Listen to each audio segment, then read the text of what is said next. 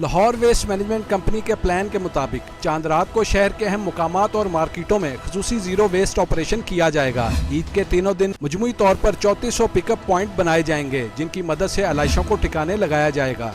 17 लाख से जायद waste bag भी तकसीम किए जाएंगे। आलाइशें जमा करने के लिए शहर में 750 गाड़ियाँ मुतहर्रिक रहेंगी।